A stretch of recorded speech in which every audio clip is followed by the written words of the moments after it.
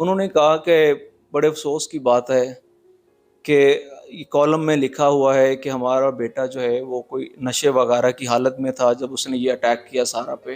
حالانکہ ایسی بہت بڑا سبق ہے پوری قوم کے لیے، تمام قوم کی بچیوں کے لیے، کہ آپ جب بھی کوئی ایسا قدم اٹھائیں پسند کی شادی کا یا کسی کو پسند کریں، اپنے والدین کی مرضی ضرور اس میں شامل۔ ہم ان کے گھر پہنچے تو بہت ہی سوگوار سی حالت تھی، ایسے ہی جیسے کوئی شام غریباں کا منظر ہو، جیسے لٹا پٹا سا گھر ہو، خاموشی چھائی ہوئی ہو۔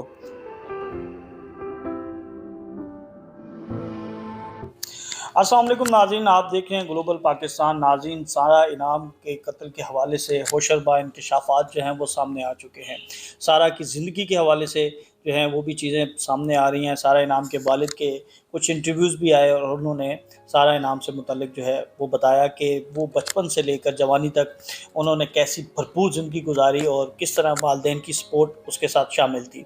خاص طور پر جو شاہ نواز کے ساتھ ریلیشن شپ بننے جا رہا تھا، اس دوران کیا کیا چیزیں جو ہیں وہ سارہ انعام کے والدین سے چھپائی گئیں اور کون کون سی ایسے حقائق تھے جو نہیں بتائے گئے، جس کی وجہ سے آج اتنا بڑا سانحہ ہوا اور سارہ جو ہے وہ ہمارے درمیان موجود نہیں ہے۔ میرے ساتھ ایڈوکیٹ محمد علی صاحب موجود ہیں، سینئر ایڈوکیٹ ہیں اور خاص طور پر فوجداری مقدمات میں ان کی بہت زیادہ گرپ ہے، اور اس کیس کے حوالے سے یہ سارہ انعام کے والد کو ملے ہیں اور کافی ان کے ساتھ انہوں نے گفتگو کی ہے، کچھ لیگل اوپینین بھی دی ہے۔ ہم ان سے جو ہے وہ ساری چیزیں ڈسکس کریں گے، خاص طور پر سارہ انعام کی زندگی کے حوالے سے کہ وہ کیسی بچی تھیں، وہ طالب علم کیسی تھیں، پھر اس کے بعد انہوں نے جب اپنی عملی زندگی کا آغاز کیا تو اس دوران وہ انہوں نے کون کون سی فتوحات جو ہیں وہ حاصل کی۔ تو اس حوالے سے ہم گفتگو کریں گے۔ علی بھائی، شکریہ، آپ نے ہمیں وقت دیا۔ سب سے پہلے یہ بتائیے گا کہ آپ سارہ انعام صاحب کے والد سے ملے ہیں، افسوس کرنے کے لیے گئے، تو ان کے گھر میں کیا مناظر تھے اور ایک بچی کا اس طرح دردناک قتل، اور پھر فیملی کے کیا تاثرات؟ جی تھینک یو ویری مچ۔ سب سے پہلے تو میں آپ کو بتاؤں کہ بہت ہی افسوسناک واقعہ ہے۔ جیسے ہی میں نے یہ خبر سنی اور میری باقی ٹیم ممبرس نے یہ خبر سنتے ہی سب کو بہت افسوس ہوا، اور ہماری خواہش تھی کہ ہم ان کے پیرنٹس سے ملیں اور جو ہماری لیگل سپورٹ ایکسٹینڈ کر سکتے ہیں ہم ان کے ساتھ اپنی جو بھی قانونی سروسز آفر کر سکتے تھے۔ اس سلسلے میں ان کی فیملی سے رابطہ ہوا، ان سے ملاقات ہوئی، ان کے والد صاحب سے ملے۔ جب ہم ان کے گھر پہنچے تو بہت ہی سوگوار سی حالت تھی، ایسے ہی جیسے کوئی شام غریباں کا منظر ہو، جیسے لٹا پٹا سا گھر ہو، خاموشی چھائی ہوئی ہو۔ اور ان کے والد سے ملے، بہت ہی ایک شریف انسان، ساری زندگی جنہوں نے کینیڈا میں گزاری۔ ان سے بات ہوئی، ان سے پوچھا کہ آپ کیا کہتے ہیں سارہ کے بارے میں۔ انہوں نے ان کی وہ 4 ماہ کی پکچر دکھائی کہ یہ میری بیٹی کی میں نے ایک پکچر سیو کی ہوئی ہے۔ پھر اس کے بعد 4 سال بعد کی ایک پکچر دکھائی، پھر ان کے 2 بھائی بیٹھے ہوئے ہیں، ان کے درمیان وہ بیٹھی ہوئی ہیں، وہ تصویر دکھائی۔ یہ ساری چیزیں وہ دکھا رہے تھے۔ وہ کہتے ہیں یہ بچی زندگی میں بھرپور زندگی گزارنے والی بچی تھی، لیکن میں نے بھی ہمیشہ زندگی میں کوشش کی کہ اپنے بچوں کو کانفیڈنس دوں۔ اس بچی کو بھی میں نے کانفیڈنس دیا ہمیشہ،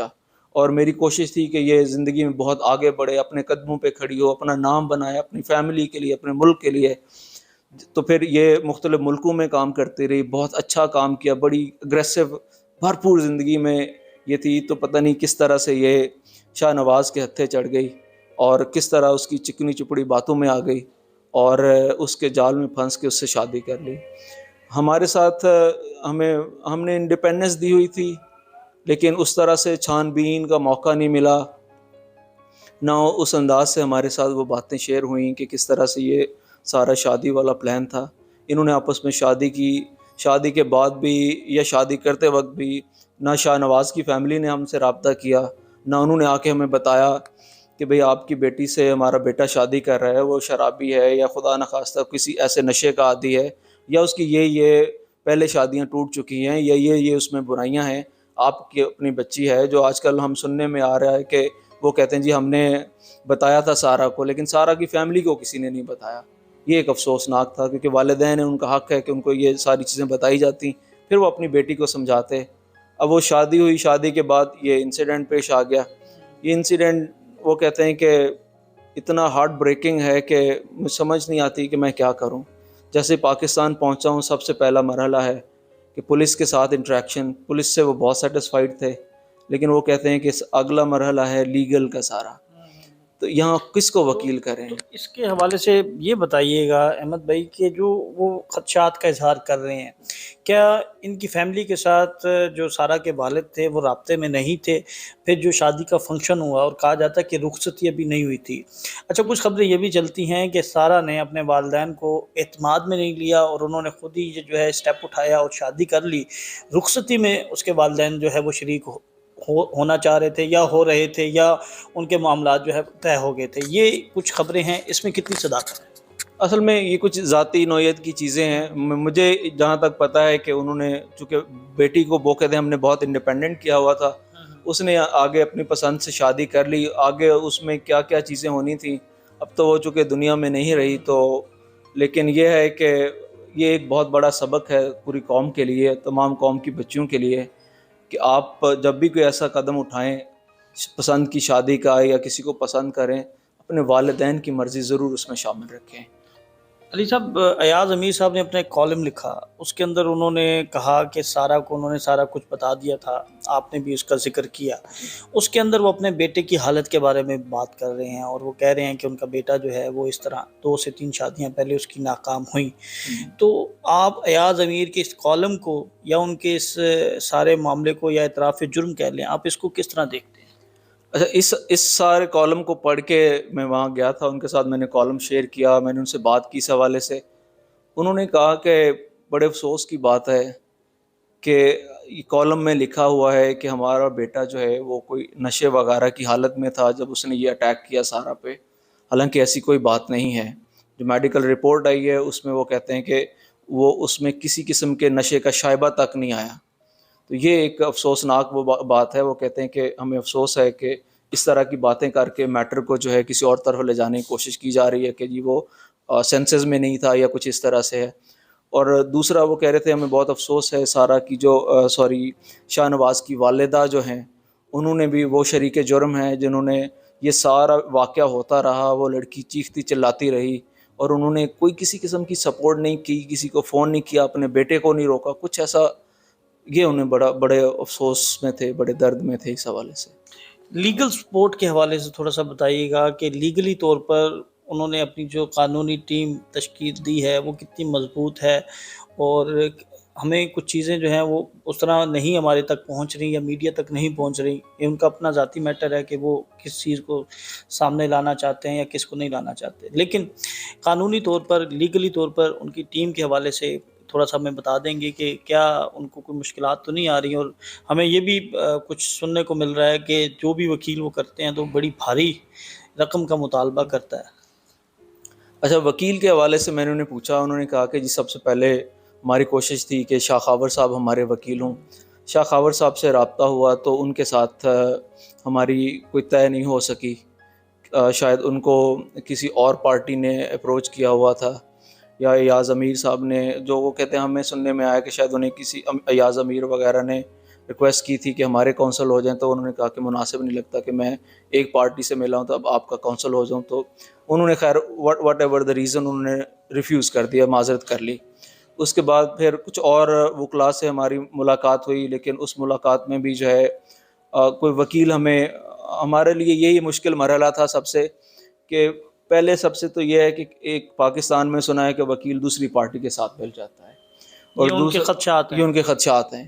اور وکیل دوسری پارٹی سے مل جاتا ہے، یا پھر وکیل کی فیس اتنی بڑی ہوتی ہے جتنا نامور وکیل ہوتا ہے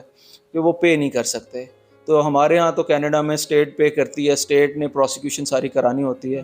یہاں وہ کہتے ہیں ہمارے لیے یہ بہت مسئلہ تھا. اب انہوں نے کوئی راؤ عبدالرحیم صاحب ایک وکیل ہیں، انہوں نے کہا جی یہ کوئی بہت نامور وکیل نہیں ہے، لیکن ہم نے سنا ہے کہ ان کا ایکسپیرینس اچھا ہے اس لیے ان کو وکیل کیا ہے. شاید یہی ایک بہت بڑی وجہ ہے کہ وہ میڈیا سے بہت آؤٹ ہیں، میڈیا مینجمنٹ نہیں آتی، اور نامور وکیل ہوتا تو ان کا میڈیا سیل ہوتا ہے، دنوں کہ کس طرح سے میڈیا کے ساتھ بات کرنی ہے، ان کو مینیج کرنا، ساری چیزیں لے کے چلنی ہیں. اچھا، مجھے یہ بتا دیجیے گا کہ آپ وہاں پر گئے، ساری چیزیں دیکھی آپ نے، اب انویسٹیگیشن جو ہے وہ کہاں تک پہنچی ہے؟ اور سارا انعام کے حوالے سے ایاز صاحب کا جو ہے وہ کالم بھی آ چکا ہے، پھر اس کی ان کی والدہ کا بھی بیان آ چکا ہے، انہوں نے لا تعلقی کا اظہار کیا ہے. تو اب کس سٹیج پر یہ ساری انویسٹیگیشن ہے اور پولیس نے کیا کیا چیزیں جو ہیں وہ اکٹھی کر لی؟ اب وہ بتا رہے تھے کہ سب سے پہلے تو وہ کہہ رہے تھے کہ ایاز امیر صاحب کا تو ابھی ہم کچھ نہیں کہہ سکتے، لیکن جو اس کی والدہ ہیں شاہ نواز کی، وہ ہر حال میں اس میں شامل ہیں، اور ان کو ہم شریک جرم ضرور رکھیں گے اپنی ہر سٹیٹمنٹ میں اور ہر جگہ پہ، کیونکہ وہ اس وقت وہاں پہ موجود تھیں اور انہوں نے کوئی پریکاشنری میئرس نہیں لیے۔ ایک بات، دوسرا جہاں تک پولیس کی بات ہے، وہ کہہ رہے تھے کہ وہ ڈمبل انہوں نے برآمد کیا ہے، وہ سارے جتنے بھی اس وقت میں ایویڈنسز موجود ہو سکتے تھے، جو چیزیں مل سکتی تھیں، وہ ساری اکٹھی کر کے ان کی فورینزک کے لیے بھیج دیا، فورینزک رپورٹ منگوا لی ہے، اور جو کپڑے تھے خون آلود کپڑے، یا جس ٹب میں ان کو رکھا ہوا تھا، یا جو ڈورز تھے ان سے فنگر پرنٹس، جہاں جہاں سے جو ایویڈنس کلیکٹ ہو سکتی تھی وہ لے کے فورینزک والوں کو بھیجا ہوا ہے۔ وہاں سے جیسے رپورٹ آئے گی تو پھر اس کے بارے میں وہ کہہ سکتے ہیں، لیکن ابھی تو انٹائرم چالان شاید کورٹ میں جمع ہوا ہے، اور ابھی پولیس مزید تحقیق کر رہی ہے، لیکن پولیس ان کے ساتھ کافی سپورٹ کر رہی تھی۔ علی صاحب، یہ کہا جا رہا ہے کہ سی سی ٹی وی کیمرے پہلے 2 دن پہلے لگے ہوئے تھے اور اس کے بعد 2 دن پہلے اتار لیے گئے، اس میں کتنی صداقت ہے؟ اور کیا آپ کو یہ لگتا ہے ان کی فیملی کے ساتھ بات کر کے کہ یہ ایک پلانڈ جو ہے یہ سارا واقعہ تھا، مرڈر تھا؟ اچھا، میں نے ان سے پوچھا کہ آپ نے C C T V footage check کی اس کی؟ آپ کے پاس ایویڈنس، ڈائریکٹ ایویڈنس، کیونکہ اس طرح کے میٹرز میں ڈائریکٹ ایویڈنس ہونا بہت ضروری ہوتا ہے، کہ آپ کے پاس کوئی ڈائریکٹ ایویڈنس ہے؟ انہوں نے کہا کہ جی سی سی ٹی وی کیمراز لگے ہوئے ہیں، وہ جو ڈیوائس ہے وہ جو ہماری انفارمیشن ہے، جو ہم نے ادھر ادھر سے پوچھا ہے کہ یہ کیا ہے، کیوں نہیں کیمراز ریکارڈ کیے، تو وہ کہتے جی 2 دن پہلے وہ ریموو کر لیے گئے تھے کیمراز، یا ان کی وہ ڈیوائس سے ان کو ڈسیبل کر دیا گیا تھا، جس سے وہ کہتے کہ ہمیں لگتا ہے کہ یہ جو ہے کچھ ان کے پہلے سے پلانڈ تھا، کوئی پلانٹیڈ چیز تھی جس کے تحت انہوں نے یہ سارا کچھ کیا ہے۔ علی صاحب، آخر میں یہ بتا دیجیے گا کہ یہ جو سارا عمل ہے، جو دفعات لگائی گئی ہیں، اس کے تحت ملزم کو کم سے کم اور زیادہ سے زیادہ کیا سزا ہو سکتی ہے؟ دیکھیں، قتل کا جرم ہے، اور انہوں نے بتایا کہ اس نے قتل کو ایڈمٹ بھی کر لیا ہے، کنفیس کر لیا ہے، اعتراف جرم کر لیا ہے، اب اس کی سزا تو موت ہے۔ اور ہماری شروع سے زینب کے کیس میں بھی، ذاکر جعفر کے کیس میں بھی، اور جتنے بھی یہ کیسز اس طرح سے چلتے آ رہے ہیں، ہم استدعا کر رہے ہیں کہ کوئی اس طرح سے سسٹم لایا جائے جیسے اسلام کا سسٹم تھا، کہ سر عام پھانسی دی جائے لوگوں کو، ایسی سزائیں دی جائیں، اور جلدی سے جلدی سزائیں دی جائیں، کیسز کو جلدی کنکلوڈ کیا جائے، تاکہ لوگوں میں خوف پیدا ہو۔ قانون کا خوف ہوتا ہے، سزا کا خوف ہوتا ہے، جب تک آپ معاشرے میں خوف پیدا نہیں کریں گے تب تک آپ اس جرم کو روک نہیں پائیں گے۔ جی بالکل، ہمارے ساتھ ایڈوکیٹ علی صاحب موجود تھے، اور انہوں نے سارا انعام کے والد کے ساتھ جو ملاقات کی اور وہاں پر جو گفتگو ہوئی وہ ہمارے ساتھ انہوں نے تفصیل سے یہاں پر ڈسکس کی، اور انہوں نے اپنا ایکسپیرینس بھی شیئر کیا، اور